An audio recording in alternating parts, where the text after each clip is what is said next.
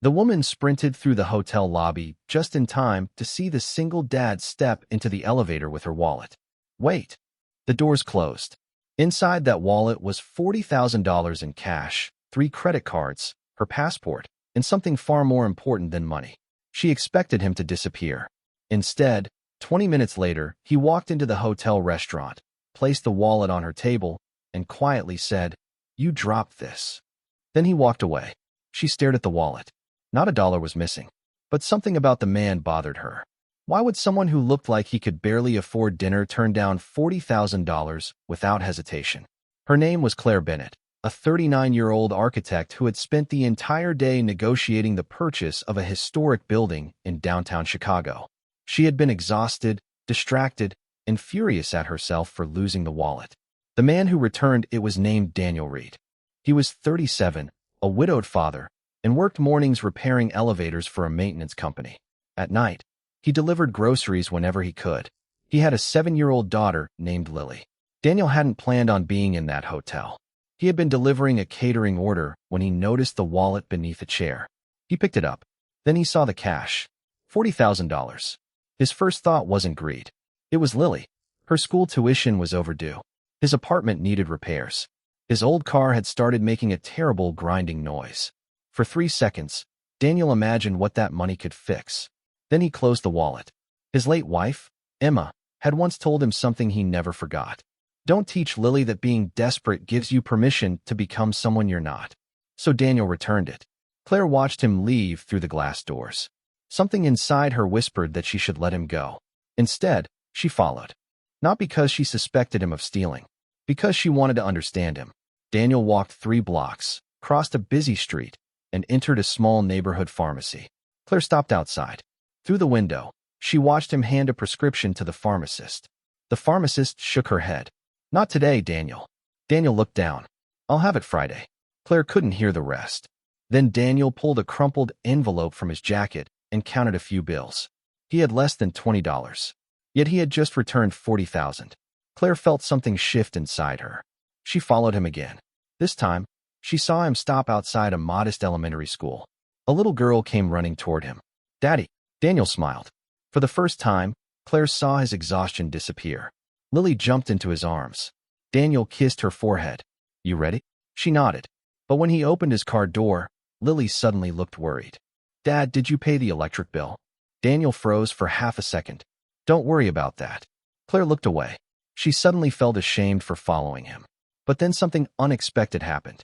Daniel's phone rang. His expression changed immediately. Hello. A woman's voice came through the speaker. Claire couldn't hear everything, but she heard one sentence. Daniel, the hospital needs an answer tonight. He closed his eyes. I know. Claire assumed Lily was sick, but that wasn't the truth. The hospital wasn't calling about his daughter. It was calling about Daniel himself. 6 months earlier, Daniel had been injured while repairing an elevator cable. He had refused surgery because the recovery would have kept him from working. He had quietly been living with a worsening injury. Now doctors wanted him to undergo a procedure immediately. If he didn't, he could permanently lose movement in his right hand. His hands were how he earned his living. Claire finally understood. The man who had returned $40,000 might lose the only skill that kept his daughter fed. That night, Claire went home unable to sleep. The next morning, she found Daniel outside the same hotel. She approached him. You don't remember me? Daniel smiled. I remember the woman who almost tackled me for her wallet. Claire laughed despite herself. Then she said, Why didn't you keep it? Daniel looked confused. Because it wasn't mine. That money could have changed your life. He looked toward the street. No, it would have changed my life for a while. Then he looked at her. Doing the right thing changes what kind of man your child grows up believing you are. Claire had no answer, but there was still a secret she hadn't discovered, and she was about to.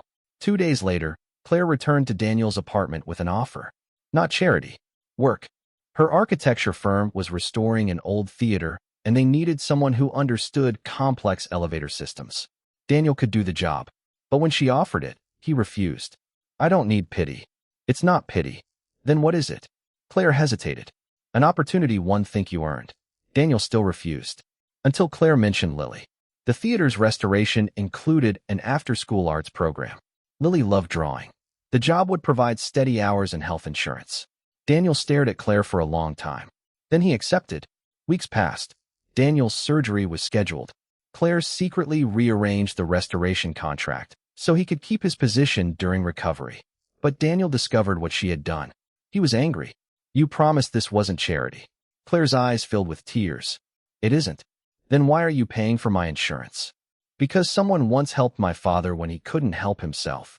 Daniel went silent. Claire finally revealed her own secret. Her father had been a construction worker. When Claire was 16, he suffered an accident and couldn't work. A stranger anonymously paid their rent for 6 months. Her father spent the rest of his life trying to discover who had helped them. He never did. Claire had spent years wondering why someone would help a family they didn't know. Now she understood. Sometimes kindness wasn't supposed to come back. It was supposed to continue. Daniel underwent surgery. For several weeks, he couldn't work. Lily spent afternoons at the theater, drawing beside her father's recovery chair. Claire visited occasionally.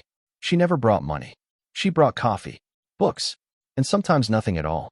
One afternoon, Lily handed Claire a drawing. It showed 3 people standing beneath a giant red theater sign. Daniel, Lily, and Claire. At the bottom, Lily had written, "People can become family without sharing the same last name." Claire had to turn away so they wouldn't see her cry. Months later, the theater reopened. Daniel stood beside the new elevator system he had helped design. His hand still wasn't perfect, but it worked. Lily ran across the lobby. Claire watched Daniel smile. Then she noticed something sitting on the ticket counter. A small envelope. Inside was a check for $40,000. Claire stared at him. "What is this?" Daniel shrugged. "You helped me. I'm returning it." Claire shook her head. "I never gave you $40,000. Daniel smiled. "No, but you gave me something worth more." He pointed toward Lily. "She gets to grow up knowing what kindness looks like." Claire looked at the check, then at Daniel. She quietly tore it in half. "Then we're even." Daniel laughed. "No." He looked around the crowded theater. "We're just getting started." Years later, Lily would become an architect. And on the wall of her office, she kept one sentence framed beneath her degree. "Doing the right thing may cost you today, but it teaches someone else how to become better tomorrow."